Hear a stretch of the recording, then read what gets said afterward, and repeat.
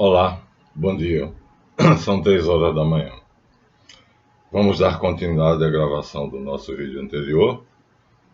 Eu pensei bem e achei por bem não interromper. Vamos dar continuidade. Mas vamos deixar a ignorância de Esdras e do Evangelho Gnóstico e, portanto, da sua extensão na maçonaria, achando que é impossível a encarnação do Verbo, uma situação controversa. Vamos deixar isso de lado. Eu considero isso por ignorância, mas vamos agora, nesse vídeo, respeitar isto e vamos sair então do terreno da dúvida, da controvérsia, da ignorância. Vamos esquecer por um pouquinho, vamos abrir um parênteses e vamos então para o terreno seguro da sabedoria, a sagrada tradição. Antes disso, vou renovar o meu pedido do vídeo anterior. Acabei de ver a estatística do report do YouTube, 1.900 visualizações. 1.900 visualizações quer dizer que há 1.900 pessoas que estão vendo os meus vídeos, mas só tem 210 inscritos. Por favor, eu já disse, compartilhem minha paixão. Eu quero esta casa para mim. Eu preciso, porque é uma indignidade eu chegar a 75 anos, depois de tanto trabalho, e morar de aluguel. Não vou morrer de aluguel. Deixo isso a critério de vocês. Espero que vocês compartilhem desse meu desejo, não, dessa minha paixão. E aí, começamos a gravar o vídeo. Nós vamos encontrar uma passagem muito curiosa, já no terreno da sabedoria. Em João 4, Evangelho de São João, capítulo 4, a Bíblia de Almeida, mas qualquer Bíblia tem. Então, a mulher samaritana. Não vou ler o texto inteiro, é longo, muito longo, mas em determinado momento, a mulher diz a Jesus, disse-lhe: Senhor, veja que tu és profeta. Os nossos pais adoravam neste monte, Garizim, capital de Samaria. Vós, entretanto, dizeis que é em Jerusalém o lugar onde se deve adorar. Disse-lhe Jesus: Mulher, podes crer-me que a hora vem, quando nem neste monte, nem em Jerusalém adorareis o Pai. Vós adorais o que não conheceis, nós adoramos o que conhecemos. Vamos repetir? Esse é o texto. Capítulo 4 do Evangelho de João, em qualquer Bíblia. Este é o ponto de partida. Disse-lhe Jesus: Mulher, podes crer, vós adorais o que não conheceis. Nós adoramos o que conhecemos, pois a salvação vem dos judeus. Então havia um grupo de judeus que adorava o que conhecia. Jesus se inclui nesse grupo.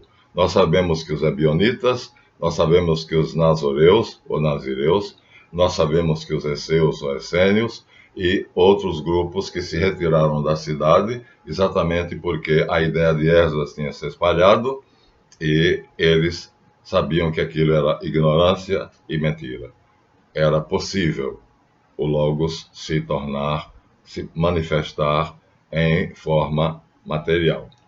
Agora, o que nós queremos é nos centrar nisso. Jesus diz que os judeus, aspas, pequenos grupos, chamado o resto de Israel, na linguagem dos profetas, adoram o que conhecem. E os demais adoram o que não conhecem. Não é assim? Mulher, vós adorais o que não conheceis. Nós adoramos o que conhecemos, porque a salvação vem dos judeus. Vamos partir daí. Então, Deus é um desconhecido. De todos, não. De uma parte. Jesus disse isso aqui explicitamente. Se nós formos até os Atos dos Apóstolos, vamos encontrar a pregação de Paulo em Atenas, que também vai corroborar essa passagem. O discurso de Paulo em Atenas. Enquanto Paulo esperava em Atenas, seu espírito revoltava em face da idolatria dominante na cidade. Vamos pular.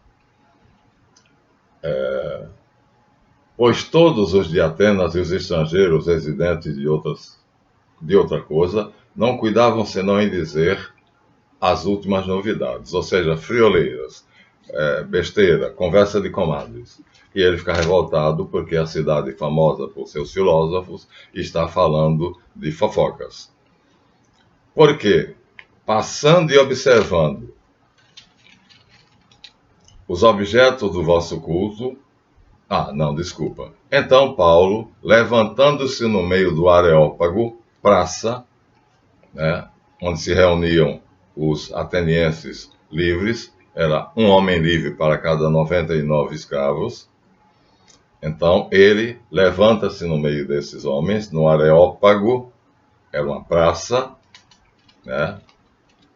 importa aqui só saber isso, uma praça grande, e a vida dos atenienses livres era praticamente vivida ali naquela praça. Ali se discutia política, leis, ali se discutia arte e filosofia. Então, levantando-se neste local, entre os grandes, ele diz: Senhores atenienses, em tudo vos vejo acentuadamente religiosos. Ou seja, como dizia o texto anterior, na urbe, em toda a capital, havia preocupações políticas, sociais, econômicas, mas sobretudo religiosas. Por quê? Passando e observando os objetos de vosso culto, ou seja, entre as imagens dos vários deuses, encontrei também um altar, segundo a tradição era uma pedra cúbica, no qual está inscrito ao Deus desconhecido, pois esse que adorais sem conhecer é precisamente aquele que eu vos anuncio. Igual, tá certo? Então, entre as estátuas de Júpiter, Marte, Saturno, Urano, Netuno, e vai aí, Paulo vê algo que a tradição diz que era um cubo, que tinha inscrito a inscrição ao Deus desconhecido. Coincide perfeitamente com a afirmação de Jesus na Samaritana, no Evangelho da Samaritana. Então, Deus é desconhecido para a maioria. Isso, aquela inscrição, vamos dar agora a origem daquela pedra cúbica, ou seja lá o que for, Paulo não diz que é uma pedra cúbica, diz que entre os deuses encontrou uma inscrição. Então, vem dos pré-socráticos. Houve uma peste em Atenas, e essa peste não tinha médico que curasse. Aqui nós estamos no pré-socráticos. E um deles, não sei se é Empédocles de Agrigento ou se Parmênides, então recebeu uma revelação de que fizesse uma pedra cúbica e escrevesse nela ao Deus desconhecido. Então, aqui nós temos os pré-socráticos, Pitágoras, aqui nós temos paisagens, não interessa, não temos muitas figuras, mas Heráclito, então é nessa época, portanto, por volta de 700 anos antes de Cristo, quando acontece uma peste em Atenas e um filósofo, que na verdade era um místico, recebe a inspiração de, no meio da praça, ele fazer uma pedra cúbica e esculpir ao Deus desconhecido. Portanto, isto nos leva às palavras de Jesus. Deus era desconhecido. Mas, e é isso aí que vai ser o assunto desse vídeo, nós vamos agora dizer que a imagem de Deus, pela tradição, sempre foi esta, o triângulo equilátero. Então, parece que chegou-se a uma noção. Então, esse Deus desconhecido mencionado ali, eu vou falar devagar, porque estaremos indo para um campo de abstração extremamente elevado. E eu espero que vocês me acompanhem. Não estou querendo me dizer que sou superior a vocês, mas que estudei isso 42 anos. E se vocês estão recebendo isso agora pela primeira vez, talvez não tenham a facilidade de compreender o assunto como eu tenho. Então, o triângulo equilátero. O que é o triângulo equilátero? O triângulo equilátero se forma assim. Vamos dizer a vocês, vamos colocar por escrito. Então, a partir de um ponto, vou colocar aqui, a partir de um ponto, está aqui o ponto. Se esse ponto gera outro ponto, esses dois pontos geram uma linha. Esses dois pontos geram outro ponto, e aí, ligando agora as três linhas, nós temos Deus.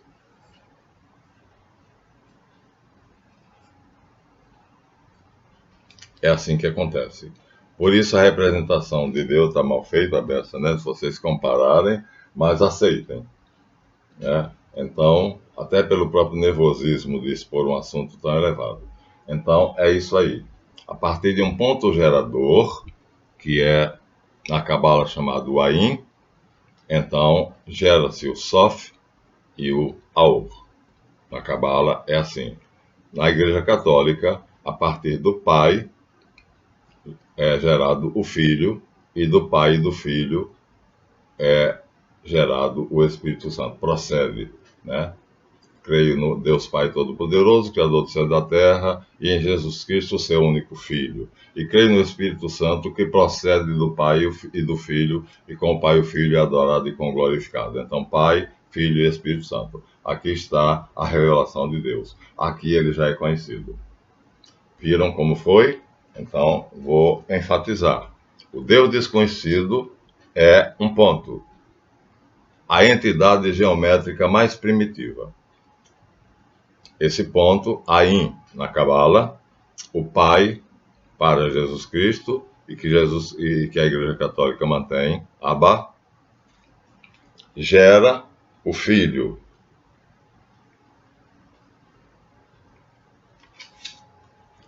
Que é o outro ponto. A união dos dois pontos vai gerar o Espírito Santo. Outro ponto.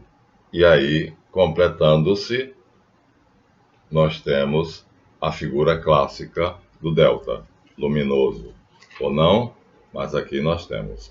Essa é a primeira revelação de Deus. O que é isso? Bem, teremos que ir até a patrística. Então, o Deus desconhecido, que Jesus disse à samaritana, né? Vós adorais o que não conheceis, nós, ele era Esseu, Essênio, Nazireu, porque era consagrado, então ele conhecia, e não era só ele. Então, há um resto de Israel que conhece. E aí, essa imagem, agora nós vamos mostrar a vocês uma experiência simples, para que vocês possam entender. Talvez com essa experiência vocês compreendam bem.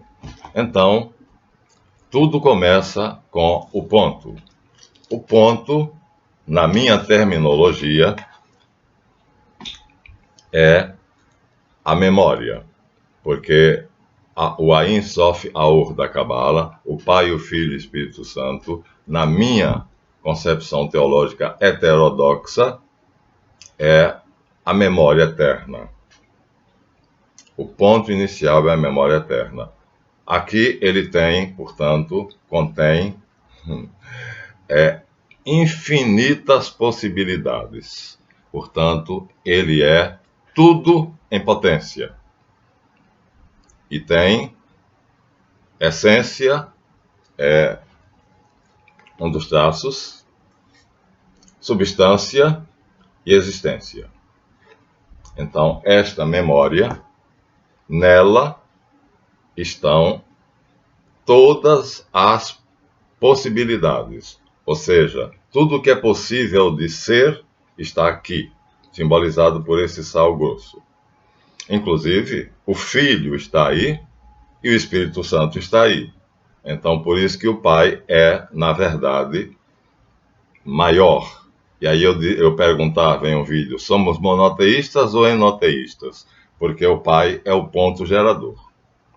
Mas não vamos aqui discutir isso agora. O fato é que Deus é conhecido como Pai, Filho e Espírito Santo, Ain Sof Aor, inteligência, vontade e memória, na minha terminologia, que não cheguei a ela de graça. Cheguei com a ajuda de Santo Agostinho e de São Tomás de Aquino. Então, essa é a ideia, né, cabalisticamente representada pelo Ain Sof Aor, então está discutida em Aurélio Agostinho. Aqui nós temos uma das obras dele, e está discutida em Tomás de Aquino. E ele chega a uma conclusão que os três lados do triângulo equilátero, aqui na patrologia, ou seja, nos discursos deles e de outros padres, eles chegam à conclusão que esse triângulo, na verdade, Pai, Filho e Espírito Santo, contidos em um único ser, é também inteligência, vontade e memória. Agostinho, depois daquela célebre lenda de que ele estava numa praia quando uma criança estava tirando água do mar e jogando num buraco da areia da praia, e quando ele perguntou à criança, meu filho, quanta inocência, quanta ingenuidade, você acha que está fazendo o quê? E a criança, que diz a lenda que era um anjo, disse, estou trazendo água do mar para botar nesse buraquinho. Aí ele deu um sorriso e disse, meu filho, só na tua cabeça de criança você pode acreditar que pode trazer água da imensidão do mar e colocar nesse buraquinho. E a criança disse para ele, mas é mais fácil que eu traga no côncavo da minha mão o oceano e coloque dentro desse buraquinho, de que você compreenda o mistério da Santíssima Trindade. Isso é uma lenda. Isso não aconteceu. Mas nos diz como é profundo os abismos do mistério escondido em Deus por séculos, até se manifestar. Então, isso é tudo que sabemos dele. Nada mais. Ele quis se dar a conhecer, e se conheceu assim. O Pai, ponto inicial, gera o Filho. Segundo ponto. Esse segundo ponto gera os dois juntos, se unem os dois segundos pontos, os dois juntos geram um terceiro, e aí o terceiro se une ao primeiro, e fica, portanto, um único Deus verdadeiro em três potências distintas, Pai, Filho e Espírito Santo, que tem como atributo sabedoria, poder e amor. Aqui agora vamos ter vários significados para cada um desses lados do triângulo. Pode ser também inteligência, vontade e memória, mas vamos então aceitar a explicação de Santo Agostinho e de São Tomás de Aquino e pegar a tese da inteligência, vontade e memória, que é a que eu consegui entender através dela isto. O Pai, então, é uma infinita memória. Memória infinita, nele está contido tudo. Tudo está nele em potência. Mas, como é essência, substância e existência, outra das interpretações das três linhas, essência, uma linha, substância ou natureza e existência. Então, ele é em essência, ele contém em si substâncias que ele pode tornar existentes. Isso é a figura, portanto, a metáfora do Pai. Como isso é possível? Ora, o Pai é memória, o Filho é inteligência, o Espírito Santo é o amor ou vontade. Então nós podemos dizer inteligência, vontade, memória, ou podemos dizer memória, o Pai, sabedoria, o Filho, e vontade, o Espírito Santo. Então tudo acontece no Pai, tudo está no Pai, tudo é do Pai, não é? Então é a música aí da Igreja Católica. Então vou fazer agora uma metáfora, uma pequena experiência. Vamos considerar aqui que esse pequeno saleiro com sal grosso seja Deus Pai, o infinito e manifesto, que contém em si, na sua memória infinita, todas as potências, ou seja, tudo em potência, e aí o Filho, representado por essa pinça, a inteligência, e o Pai deseja, quer tornar algo conhecido. Então, o que é que acontece? Quando ele quer, ele move o Espírito Santo, que é querer, é vontade. Quando o Pai quer, o Espírito Santo se move, porque ele é a dinamis, ele é o movimento. Espírito, em hebraico, é ruá, sopro. E é o sopro que move a vela, soprando na vela de um barco, de um veleiro, move. Então, ele quer que algo se torne realidade. Ao querer, o Espírito Santo move a inteligência. Então, o Pai é a memória, esse potinho de sal. O Espírito é o sopro, ruá, vento ou sopro, Espírito. E a inteligência seria essa pinça que tem a capacidade de penetrar na inteligência do Pai e tirar dali o item que o Pai deseja para que isso se torne existente. Está aqui na palma da minha mão, acho que vocês estão vendo. Assim acontece a vida em Deus. Olha, simples, não é? Mas é essa explicação que Agostinho de Hipona e Tomás de Aquino dão. É a maneira de nós compreendermos Deus, porque nós, sendo a imagem e semelhança de Deus, temos inteligência, vontade e memória, e Agostinho diz a célebre frase: Noverim me, noverim te. Se eu me conhecer, te conhecerei. Ora, como eu sei que eu sou inteligência, vontade e memória, então eu estou fazendo aqui uma operação que em mim eu faço frequentemente. E então Deus faz, já que Ele é, vamos dizer assim, o modelo do qual eu fui tirado. Muito bem, então aqui agora está como existente aquilo que era essência e passou a ser substância por um momento. Entendido? Então, isso acontece, vamos dizer assim, infinitamente, repetidamente. Isso é eterno, não há tempo, é o aione, ou seja, a eternidade, e é essa a vida trinitária. A vida de Deus consiste nisso. Mas, então, Deus não é nada mais do que eu. Não, espera aí, vamos agora a Platão. Vamos a Platão. E Platão tem a genialidade de dizer que em Deus há uma coisa que é a pura ideia. A pura ideia.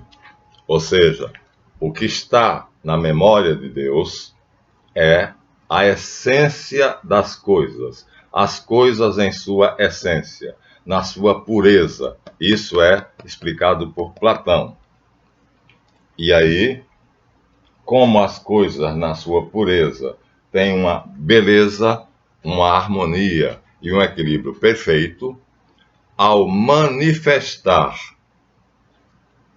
como existência, não fora não ainda fora de si, estamos em Deus, Deus em si, é o título do nosso capítulo, Deus em si.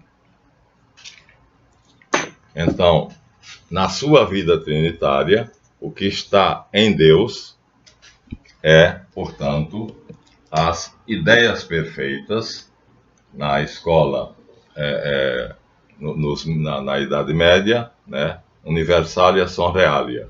É a frase para dizer que os universais, ou seja, as ideias de Platão, são reais. Existem, pré-existem. Então, aqui está tudo, inclusive nós, como potência. E aí nós viemos à existência. Fácil, não é? Tudo está aqui. Tudo está nele. Então, como cada uma desses grãos de sal é uma ideia perfeita em sua essência, harmonia, equilíbrio, beleza e perfeição, ao trazer nesse processo que nós fizemos de pensar uma dessas ideias, então Deus, a Trindade, Pai, Filho e Espírito Santo, contemplam a indizível beleza de si mesmos. A pura ideia é percebida pelos três na sabedoria, ou seja, no Filho. Então, é através do Filho que o Pai se vê. O Filho é o reflexo do Pai, ou seja, está ali dentro, mas está ali junto e misturado com inúmeras ideias. Ele tira o Filho dali de dentro e ele passa a ser a sabedoria. E eles dois tiram o Espírito Santo, que passa a ser a vontade ou o amor. Então, ao fazerem esta operação, tirar da essência do Pai, da memória essencial, a ideia pura, em sua pureza, de uma beleza incompreensível, olho nenhum viu, ouvido nenhum ouviu, língua nenhuma falou, aquilo que Deus tem preparado para aqueles que o amam. Então, esse conteúdo é completamente desconhecido e só nós sabemos apenas aquilo que está aqui nesta figura e que eu disse como se forma, a partir do ponto que a entidade mínima geométrica se forma, portanto, uma linha, o ponto gera a linha e a linha gera o plano. Pronto. A partir daí, nós vamos ter não somente a figura geométrica, mas vamos ter o sólido. Aí vai haver a criação, mas não estamos aí, estamos apenas no Deus em si. Minha gente, se nós conseguíssemos imaginar, se nós conseguíssemos perceber o que é esta ideia na sua essência, devido à sua beleza, devido à sua harmonia, devido ao seu equilíbrio, devido à sua perfeição, o resplandecer dessa ideia, ao ser saboreada pelo Pai, pelo Espírito Santo, no Filho, que é a sabedoria, Sof, daí vem Sofia, mas não a Piste Sofia, tá? Sof, Sofia, aí a Sofia verdadeira, a sabedoria que fez com que Pitágoras compusesse a palavra filosofia. A Sofia de Pitágoras, portanto, né? Que não vamos confundir com a Piste Sofia, que é uma baboseira. Então, não vamos falar das bobagens. Então, aqui, se nós contemplássemos uma dessas ideias, morreríamos de prazer. O gozo, portanto, é a vida da Trindade. Gozo inimaginável. Se você imaginar, Jesus Cristo comparou a vida divina com um noivo copulando com a noiva, os dois sendo apaixonados. Ou uma mesa repleta de iguarias, onde você tem todas as comidas que você gosta e você pode comer sem nunca ficar saciado. Isso foram as metáforas que ele usou para dizer: cada uma dessas ideias é de tal beleza, perfeição, equilíbrio e harmonia, que quando tirada da memória do Pai, agora estou usando minha mão em vez da pinça, né? Quando tirada da memória do Pai, então essa ideia é de tal maneira, resplandece com tamanha beleza, com tamanho fulgor, que é um gozo milhões, trilhões de vezes superior ao orgasmo, mas que Jesus Cristo comparou com o orgasmo. Diz que a coisa mais semelhante que o homem, na sua existência corpórea, pode comparar é com o orgasmo ou com uma mesa, aqui a pedrinha de sal, que simboliza a ideia tornada existente. Então, ao tornar a ideia, ou seja, a essência, em substância, e de substância passar à existência, então a tríade divina, três potências em um só, é a tríade. Então, quem não acredita na tríade não tem como compreender Deus, jamais os muçulmanos vão compreender, jamais os judeus vão compreender. Por isso que Jesus da Samaritana, né? Nós adoramos o que conhecemos, os ebionitas, os esseus, os nazireus e outros grupos. Então, nós morreríamos de prazer, porque a coisa mais semelhante é um noivo apaixonado na câmara nupcial com a sua noiva, no momento de um orgasmo que se multiplica, que se multiplica, que se multiplica, que se multiplica, indefinida e infinitamente. Essa é a vida de Deus em si. O gozo de si mesmo. Portanto, a felicidade em plenitude, né, vinda dele mesmo para seu próprio benefício. Então ele é um egoísta, porque ele tem em si a plenitude da beleza, da harmonia, do equilíbrio e da perfeição, e ele retira isto através do verbo, ou seja, do pensamento, da inteligência, da sabedoria, ele tira. E aí, essa ideia, Platão chegou maravilhosamente, né? Era, em alguns aspectos, muito superior a Aristóteles. E ele tira, e agora ela se torna existente. Essência, substância, existência. E agora o egoísta vai gozar em olhar para Sofia, a Sofia de Pitágoras. Aquilo que é a perfeição inimaginável. Olho nenhum viu, ouvido nenhum ouviu, mente nenhuma imaginou e nenhuma boca falou. O que Deus reserva para aqueles que o amam. Então, no fundo, o nosso Deus, ao conhecê-lo, nós percebemos que a vida da Trindade é egoísmo. Pascal, como a palavra egoísmo é uma palavra demonizada, ele usou a palavra egotismo. Egoísmo seria algo negativo e egotismo seria algo bom.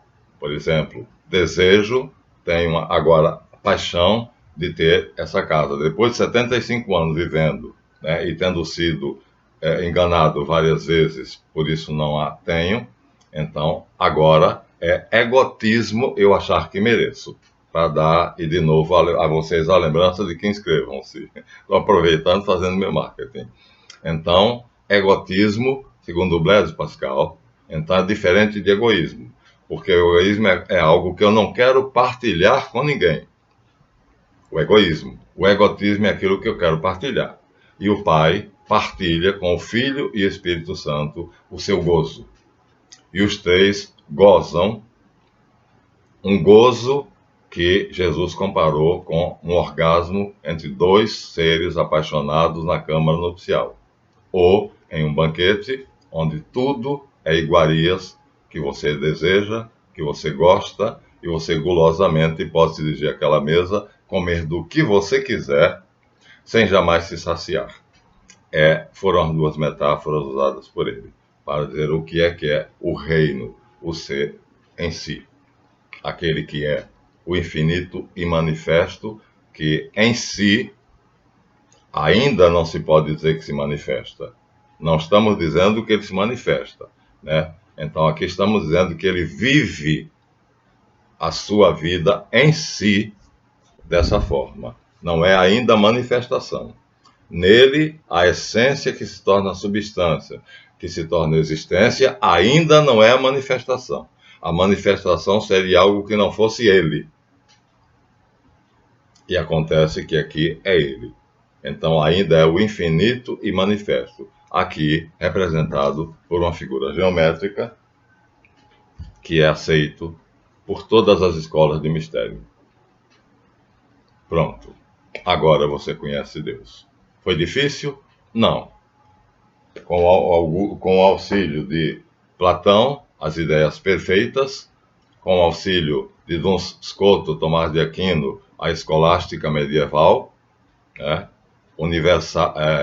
Universalia son realia, quer dizer, a beleza contida nas ideias pré-existentes na memória divina são reais. Temos que partir daí, e com a explicação de Aurélio Agostinho e Tomás de Aquino, de que nós, para compreender, deveremos... esse livro eu ajudei a fazer no Mosteiro São Bento, viu? Foi traduzido direto do latim. Explicação do Credo. Dona Nilon Moura traduziu e eu ajudei a tradução, mas ele não teve nem a dignidade, foi egoísta, né? Não teve a dignidade de fazer aqui um agradecimento a nada. Ele fez a exposição sobre o Credo, mas não tem nenhuma palavra que mencione o que eu fiz. Entretanto, sem que eu tivesse ajudado ele, eu acho que seria difícil, porque ele não era bom em português. Aqui está um ícone de São Tomás de Aquino e Aurélio Agostinho. São eles dois os responsáveis pela, vamos dizer assim, concepção de Deus como inteligência, vontade e memória, já que o homem tem inteligência, vontade e memória, é feito à imagem e semelhança de Deus. Isso vai ser amplamente discutido pela patrologia, ou antologia dos Santos Padres, durante 400 anos, e aí vai se tornar a doutrina que nós professamos hoje no cristianismo em geral. Alguns poucos não acreditam na Trindade, mas de modo geral o cristianismo acredita na Trindade. E todas as religiões pagãs tinham a Trindade, a sua Trindade. Né? Então, por quê? Porque é o arquétipo da verdade. É o principal arquétipo. Já explicamos a vocês que arquétipo significa aquilo que está em uma dimensão tão elevada e tão, vamos dizer assim, necessária à vida do homem, que Jung fez a teoria dos arquétipos, ou seja, não há cultura que não tenha noção dos arquétipos e se organiza em função desses arquétipos. Aqui nós temos os três poderes, legislativo, executivo e judiciário.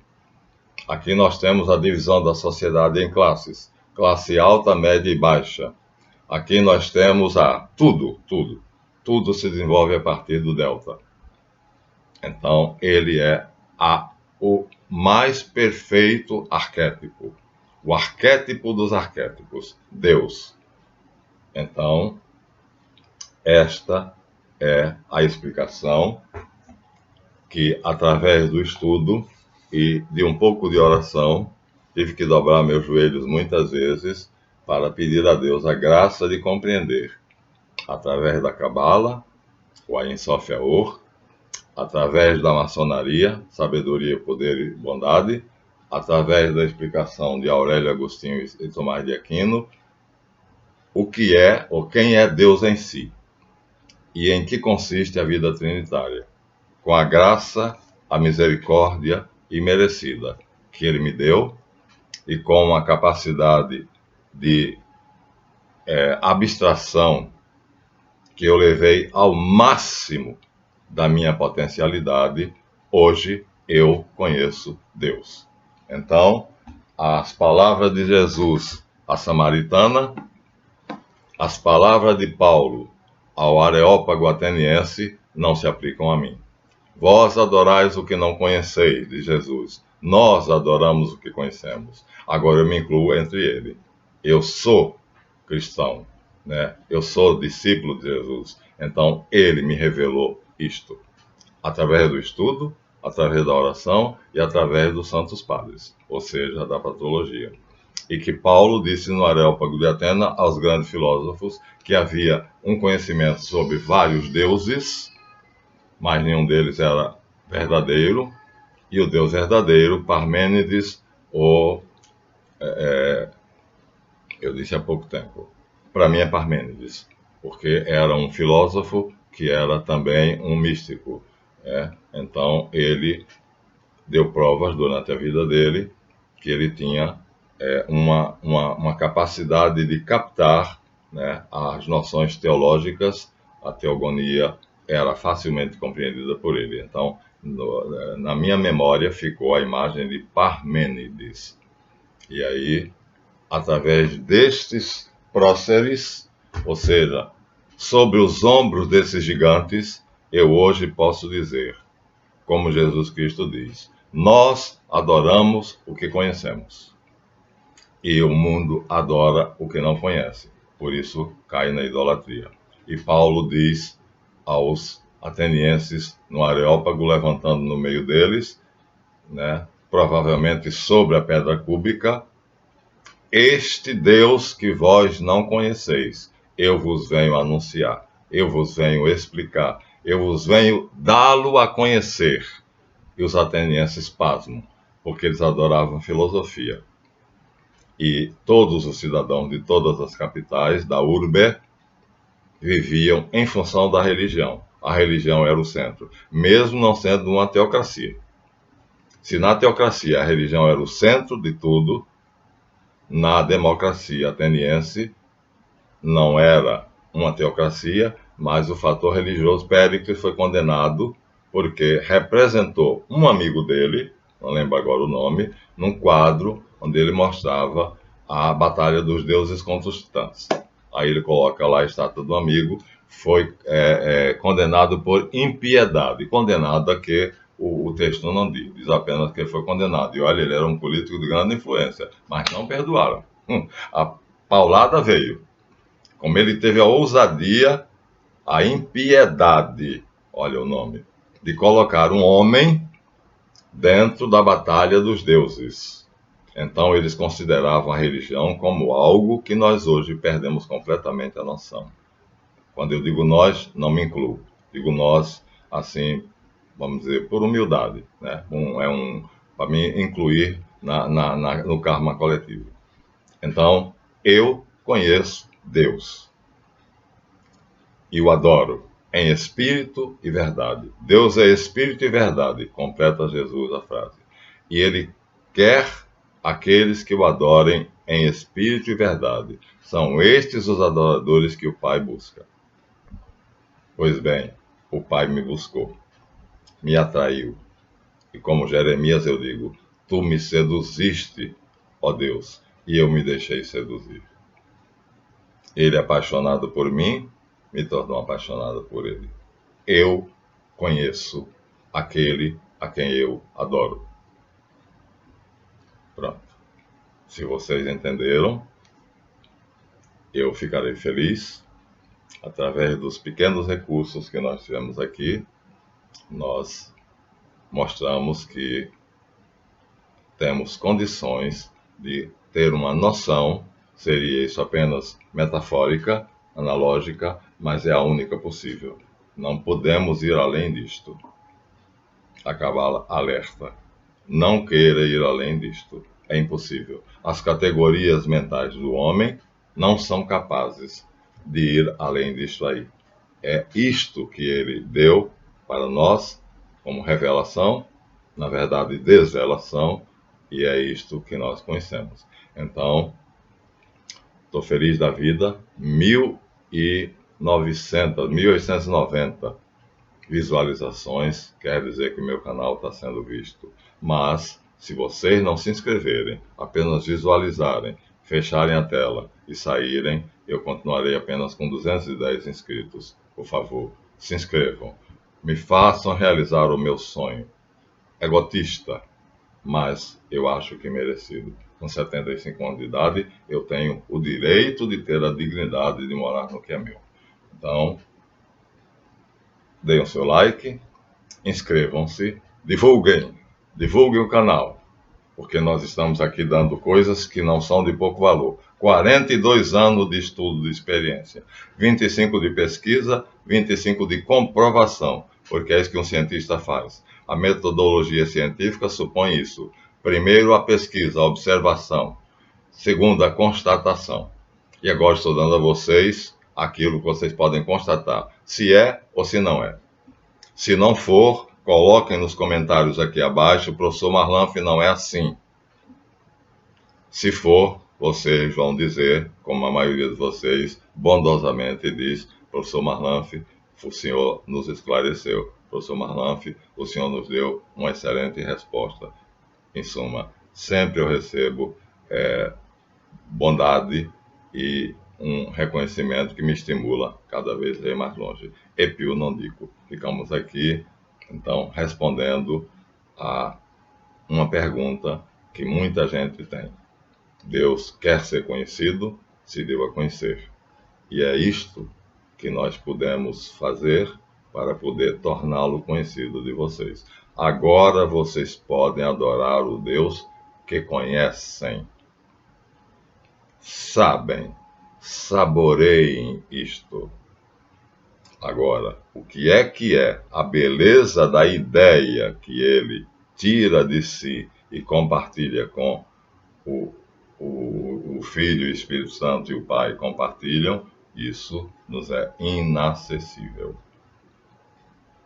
O gozo que ele tem, que ele vive, ao contemplar a sua essência na existência, em si mesmo, é impossível de conceber.